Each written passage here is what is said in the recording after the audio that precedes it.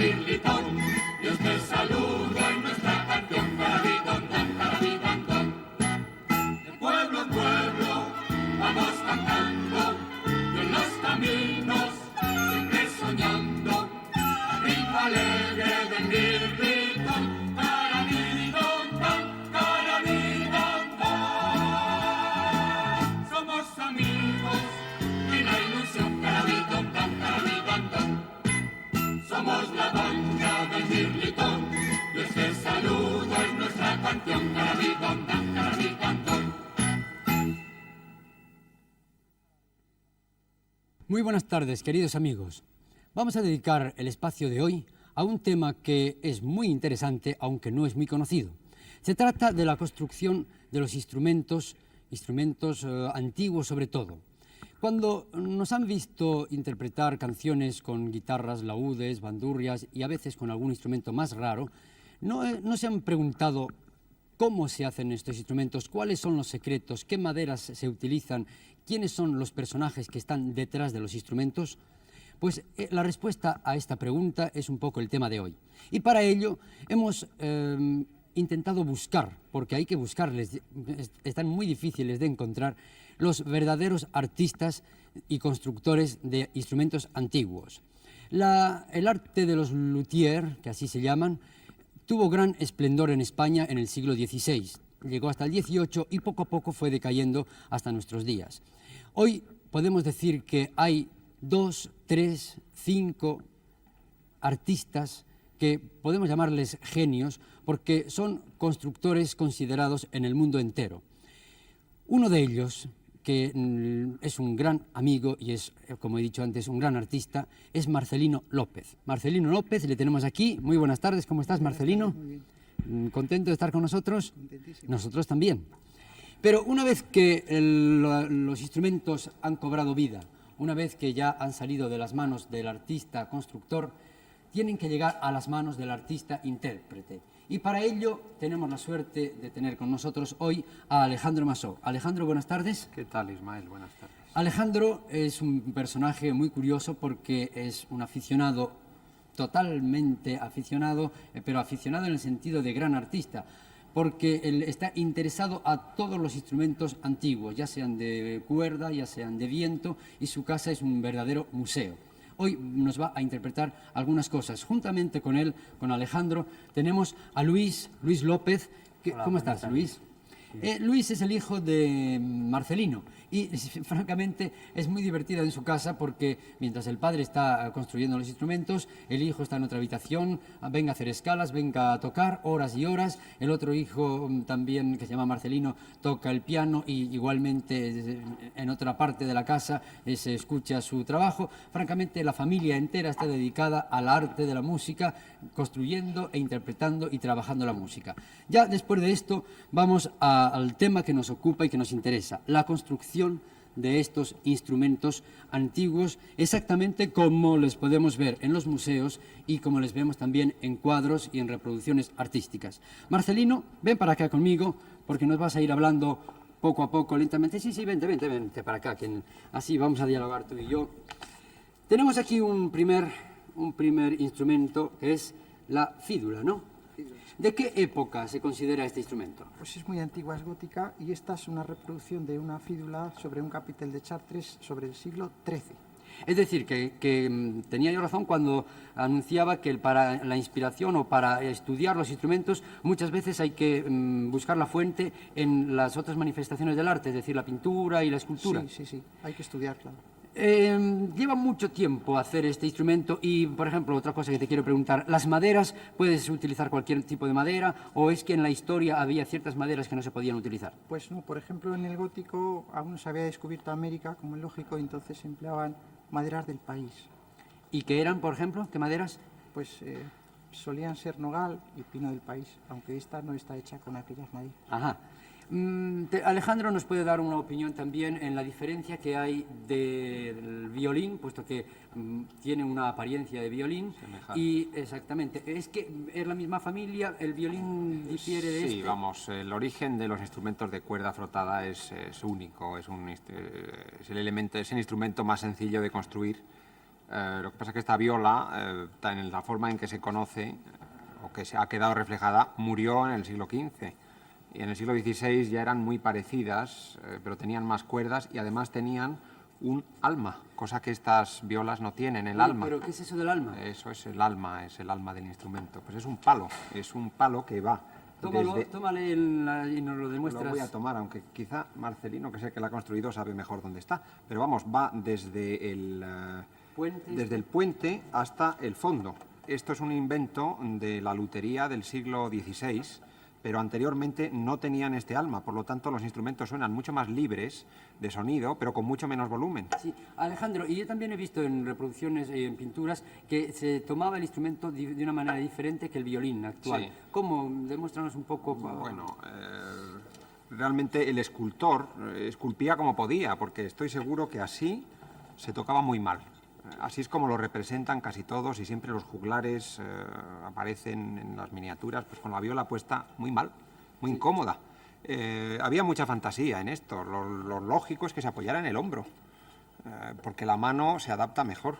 En cuanto al arco, el arco que era distinto también antiguamente, pues se cogía, en vez de cogerse, yo no soy violinista ni sé tocar, pero vamos, en vez de cogerse con una postura que los violinistas que me estén viendo deben de gritar así, se cogía al revés, así, con la mano. Ajá. Bien, pues ya has hecho sonar, y la escucharemos después, la fídula, y de este instrumento pasamos a otro que es bellísimo y que es el laúd. ¿El laúd qué origen tiene, Alejandro? Pues el laúd tiene un origen, desde luego viene de Oriente y probablemente surgió en Mesopotamia y de ahí pasó a Egipto. Hay multitud de relieves egipcios con laúdes. Los árabes los trajeron hacia Europa y entró el laúd en Europa a través de España. Bueno, yo quiero hablar del laúd de una parte que es muy espectacular, que es la parte posterior, porque es curva. Pero explícanoslo tú, que eres el constructor y que sabes de ello bien. Marcelino, dinos... Pues esto se construye sobre un molde macizo. ¿Sí? Y entonces estos gajos previamente curvados se van ajustando con dirección al centro. Porque, como ven, de una naranja. Creo que lo pueden apreciar, son gajos totalmente separados y además unidos con un filete. Esto tiene como fin adorno. Sí. Bueno, como fin adornar, pero un trabajo ímprobo también, ¿no? Sí. ¿Qué maderas se utilizan para el laúd? Pues ahora esto es palo santo de India y ciprés. El ciprés es de aquí, de España. Sí. Toma el laúd uno de vosotros, ya el construido y el acabado. ¿Cuál es la razón de que el clavijero tenga esa inclinación, Marcelino o Alejandro, uno de los dos? Yo creo que es por la tensión enorme de las cuerdas, porque es que si se pusiera recto, se iría. Se supone que es por eso. Desde luego, razón histórica no se conoce. Pero veo que también, nuestros amigos pueden verlo, es anchísimo el mástil y tiene muchas cuerdas. Hay también una diferencia de la cantidad de cuerdas entre unos laúdes y otros. El renacentista tenía menos. El renacentista tiene 7 órdenes. Órdenes o cuerdas. 13 cuerdas. ¿Sí? 8, el prebarroco, que es 9, hay otro de 10, y los barrocos 13 y 14. 13 y 14. Pero siempre dobles. ¿Siempre dobles? Menos la prima. Menos la prima. Sí. Estos que son cuerdas dobles, todas, menos la prima. Una cosa también que es muy particular son las celosías, que están trabajadísimas. ¿Son clásicas? ¿Las has copiado de otros laúdes antiguos? No, son inspiradas en las que ya existen. En las que ya existen. Sí. No son reproducciones exactas. Ajá, pero normalmente también llevan un poco el arte de la época, es decir, que si este es barroco, llevan los adornos claro. de la escultura y demás, ¿no? Además, cada constructor tenía el truco de las celosías. Por ejemplo, Marcelino López elige esta celosía que pudo perfectamente haberla elegido un constructor del siglo XVII. Ya.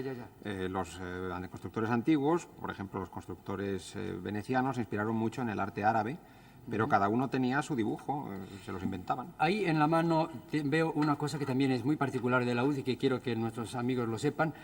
Los trastes, que en la guitarra suelen ser fijos y de metal, aquí en el laúd son de tripa inmóviles, es decir, Además, que por detrás... claro, van atados, dando la vuelta. Sí. Bueno, y además es muy bonito verlo por detrás porque Marcelino les hace un trabajo impresionante de marquetería y de trabajo, Sí, el ¿no? traste este es muy importante. Este traste fijo que se conoce hoy en día es una invención muy moderna. Hasta el siglo XVIII los trastes son móviles siempre, porque es que hasta el siglo XVIII no se consolida la escala en la forma en que la conocemos nosotros, sino que según el tono en que se toque, ciertas notas hace falta que sean Cambiarlas. más agudas o más graves. Demuéstranos un poco, tú que eres Sí, un pues artista con mucho con gusto. esto. Vamos a ver. Voy a hacer sonar muy brevemente el laúd con una pequeña pieza que es un saltarello italiano. Hay muchas versiones de estos saltarelos y es anónimo y va precedida de una serie de toques o de acordes que es en forma de favordón que podían preceder perfectamente a este saltarello. Pues te escuchamos.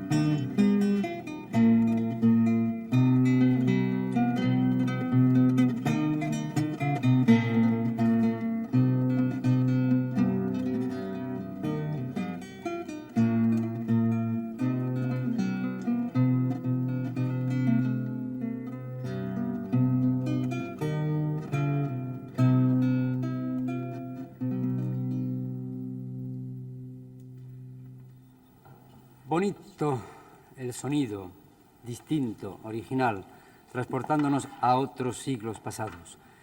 El sonido del laúd, que en España fue, podríamos decir que desterrado por otro instrumento que tomó un gran auge en el siglo XVI. Quiero presentar pues a la vihuela. La vihuela fue el instrumento rey en el siglo XVI.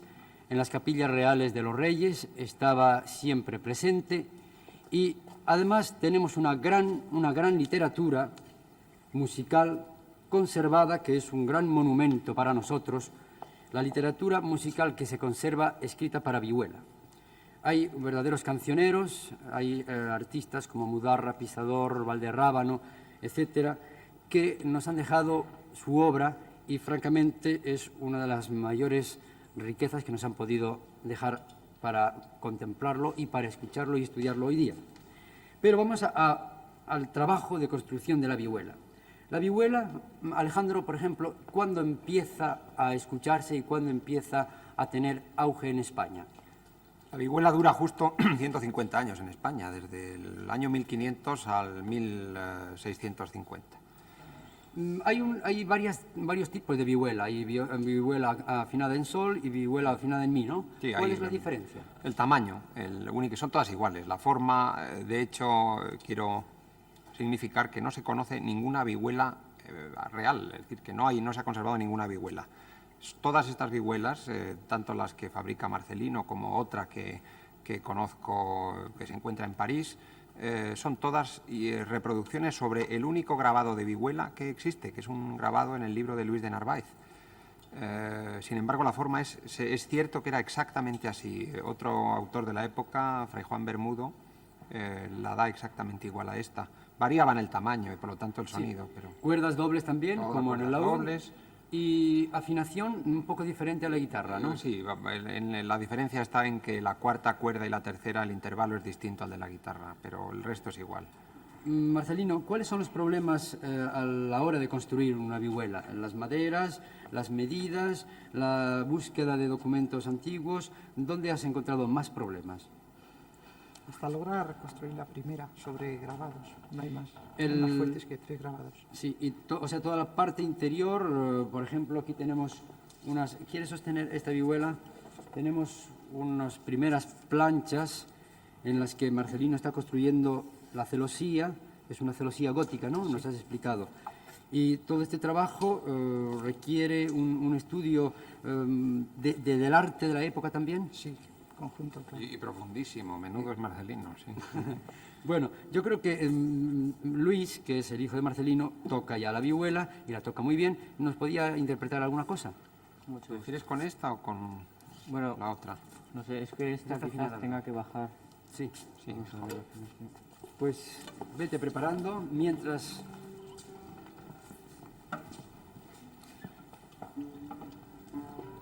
Efectivamente, la afinación, como decía antes Alejandro, varía de la guitarra y es que la tercera, que es la que está afinando ahora,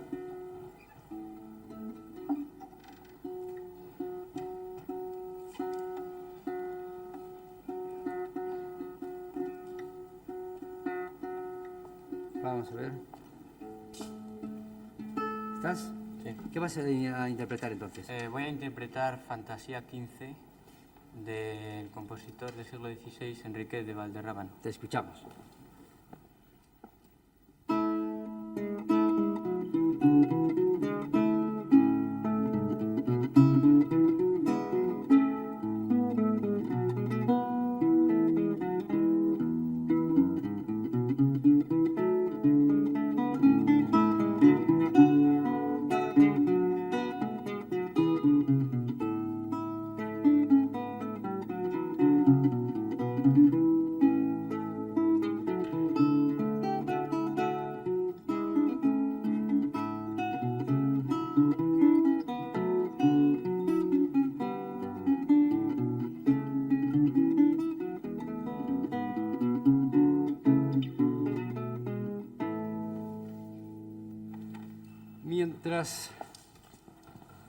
Mientras escuchábamos, yo estaba viendo una plancha que tiene aquí Marcelino, que es de mucho interés, porque pertenece a una guitarra barroca, ¿no?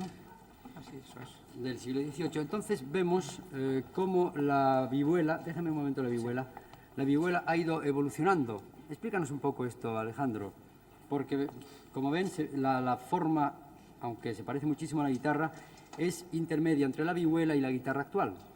Sí, la guitarra actual deriva de un instrumento que en aquella época se consideraba como un instrumento de baja estofa, que era la guitarra. Es que la guitarra procede de otro sitio que la vihuela. La vihuela degenera en este instrumento que tiene Ismael en la mano, que es una guitarra para teatro. Es curioso, este instrumento, que fue el instrumento culto de todo un siglo en España, pasó a ser un instrumento de teatro y en Italia nada menos. Entonces estas guitarras barrocas son casi todas italianas y llegaron a ser, precisamente por esta belleza que tenían, llegaron a ser instrumentos de teatro, pero no eran instrumentos serios. Mientras que la guitarra, que coexiste con esta vihuela y que solo la tocaban pues, los mendigos, los borrachos, la gente así, llegó a ser un instrumento de concierto en el siglo XIX, realmente. Me dejas la vihuela que vamos a interpretar. Vamos a hacer ahora una cosa diferente. Sergio va a ser... antes habíamos hablado de la fídula. Volvemos a tener el mismo problema de la afinación.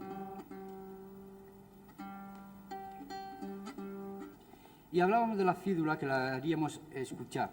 Vamos a tocar una canción de amigo del siglo XV con la vihuela cantada y también con la fídula. Vamos a ver. Vamos a afinar un poco el bajo que...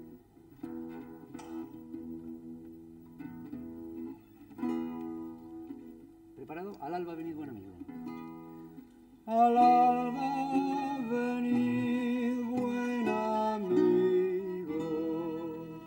Al alba venid. Amigo el que yo más quería. Venid a la luz del día. Al alba venid buen amigo.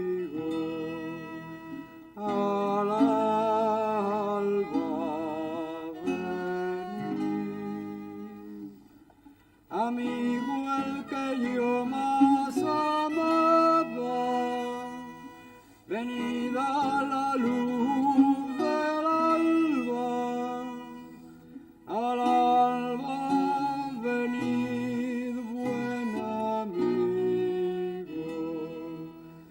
al alba venid.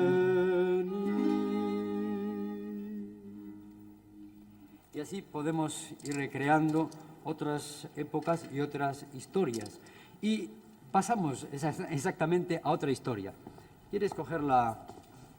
Exactamente. Alejandro, necesito de ti y de Marcelino. Llegamos a un capítulo también muy español y muy interesante, que es el de la zanfona. El de la zanfona, la zanfoña, la sinfonía, instrumento que ha tenido enormemente y diferentes de nombres y que pasó, como decían también antes Alejandro, de ser un instrumento culto hasta quedar recluido en los mendigos y caminantes que iban pidiendo y por el camino de Santiago. Es un instrumento lleno de símbolos, pero vamos a hablar con Alejandro de todo esto y con Marcelino. Marcelino con sus secretos a la hora de construir, porque aquí también tiene sus secretos. ¿Cómo surgió la idea de construir una primera zanfona? Porque además tengo que decir que la zanfona hoy día yo creo que no hay ningún constructor, o les hay y muy pocos, en España estoy hablando. En Francia, en Bretaña se la encuentra también y algo también en Suiza, ¿no es cierto? Sí, en Suiza. ¿Cómo surgió la idea de empezar a construir esta zanfona? Pues porque aquí Marcelino. Alejandro me trajo una Porque cabeza le lié, vamos. artística, que es una joya, es del siglo XVII, y entonces hay que reconstruirla con arreglo a su estilo, a su época. Esto es una cosa muy interesante que quizás es una oportunidad única para muchísimos telespectadores, el ver cómo nace, cómo se reconstruye un instrumento.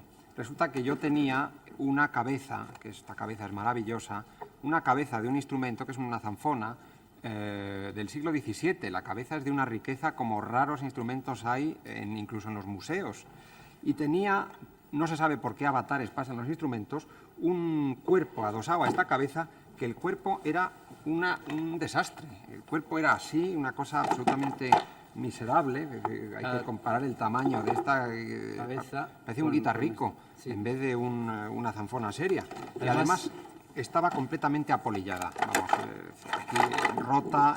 Y llegó el momento, sí, todo es un puro, una pura carcoma. No, es que he cogido esto porque, hablando con Marcelino, me confesaba un secreto, y tú también, que las zanfonas antiguamente llevaban la rueda, esta rueda, que hace frotar las cuerdas, de madera maciza. Y con el tiempo esta madera maciza se cuarteaba y llegaba a hacer llorar ese tocar de la zanfona muy falso, falseando las notas. Y hoy día se ha llegado a una nueva técnica. Explícanos, por ejemplo, Marcelino, ¿por qué hoy día la rueda se construye de otra manera para que ese sonido sea puro? Se construye maciza para que, hueca, Hueca ahora, ¿no? para que la madera no tenga contracciones y O sea no que se... efectivamente, esta rueda hoy día es hueca, mientras que que la antigua era maciza. Seguimos hablando un poco del interior de la zanfona, que tenemos la suerte de tenerla así abierta. La caja es una caja muy característica del siglo XVII, de otros instrumentos. Como nosotros, ni Marcelino ni yo, sabíamos cómo iba a ser la caja antigua, pues hemos recreado, Marcelino la ha reconstruido maravillosamente, esta caja que recuerda mucho los cuerpos de unos instrumentos que se llaman barítonos, que es una especie de violas antiguas. Y tiene el mecanismo de montaje de la rueda, pues es muy sencillo. Esto en realidad no es más que una rueda que da vueltas con una manivela. Pero tiene todo el truco del gran constructor, que es aprovechar estas partes del instrumento que están muertas si no se utilizan, y entonces con unas barras armónicas pegadas aquí, con unos puentes que hay debajo. Es muy difícil que se vea en detalle, pero lo que sí se ven son las barras. Estas transmiten el sonido que se produzca en la tapa hacia el fondo. Y esta zanfona va a sonar muy fuerte, probablemente mucho más de lo que sonó en el siglo XVII. Pero aparte de esta, tenemos una zanfona que Alejandro tiene en su colección. Y esta zanfona, aunque difiere un poco, tómala ya si ya la pueden ir viendo, difiere un poco de la zanfona española. En realidad es una vielle, ¿no? Vielle aguë francesa. Exactamente. Y como ven, el cuerpo tiene el cuerpo del laúd, como habíamos visto antes, redondo por detrás, en vez de ser plana como la española.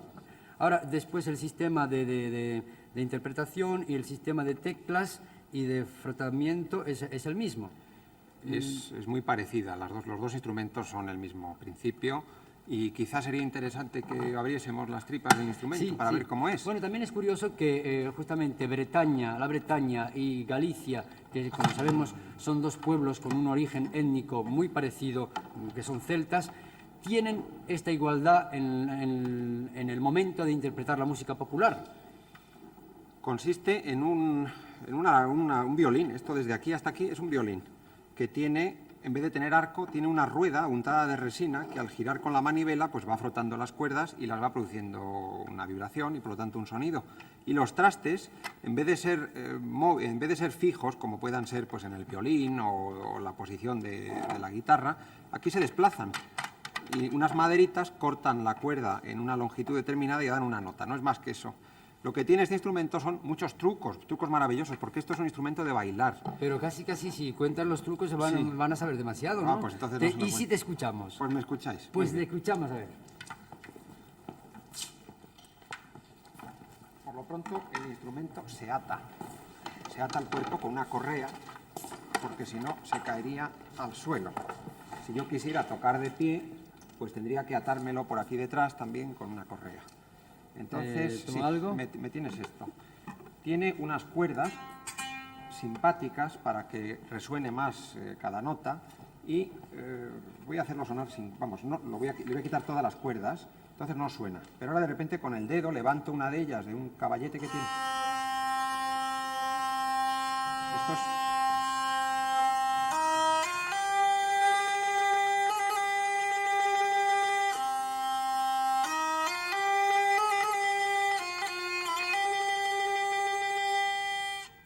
Entonces, como el instrumento además no solamente era para acompañar, como ha hecho antes Ismael, una canción, sino que tenía que tocar por sí solo varias voces, entonces, como esto no era posible, le añadieron un pedal. El pedal es una nota que no se acorta por ningún sitio, y es uno de los sistemas más antiguos de la historia de la música para producir armonía.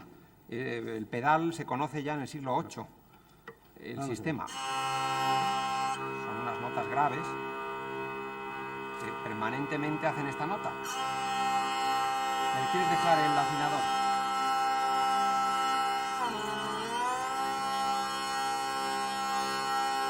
Entonces, con este substrato sonoro, os voy a tocar una danza. Una danza.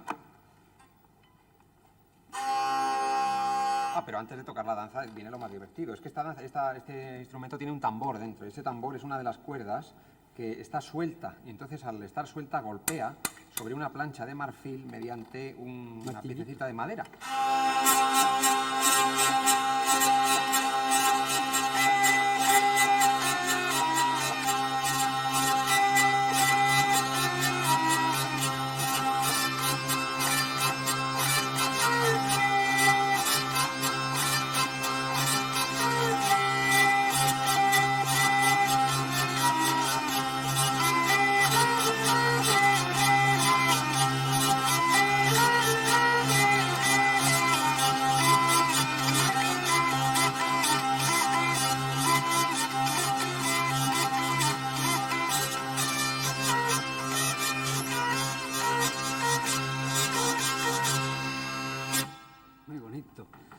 Oye, mientras vas preparando otros secretos, ¿quieres que la banda del Mirlitón y yo vamos a cantar una canción totalmente en el ambiente, pues que es de Juan de la Encina? Pues sí, naturalmente. Y volvemos a la fanfora. Estupendo. Vamos a ver.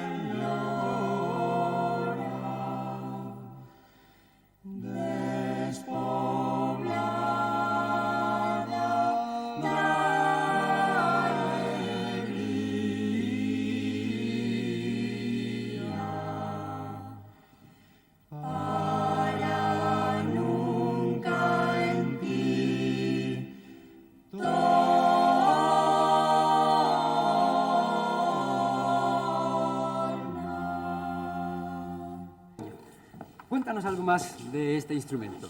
Era el instrumento al que le cupo el honor de estar en la dovela central del Pórtico de la Gloria, que de por sí era uno de los monumentos más importantes de la cristiandad. De ahí y de otros testimonios... También en las cantigas de Alfonso X el Sabio, ahí en las miniaturas salen músicos tocando unas zanfonas muy parecidas. Quiere decir que debió de ser un instrumento que tuvo una literatura importante. No se conoce absolutamente nada de esa literatura para zanfona.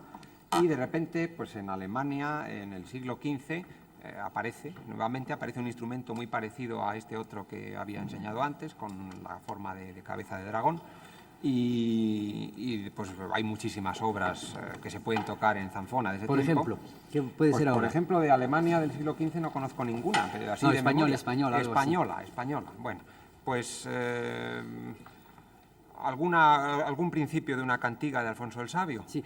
¿Te parece que hagamos alusión a un gran personaje que ha tenido la historia de la zanfona, un personaje español que es Santalices, y que ya hemos tenido la ocasión también nosotros en nuestro programa de tener aquí a su hijo y las zanfonas que Santalices construyó? Y ya que tenía yo la palabra, voy a decir adiós porque yo creo que el tiempo ya está justo y nada más, que hasta el domingo próximo, y que seguimos con la zanfona, con este instrumento que Alejandro Masó interpreta.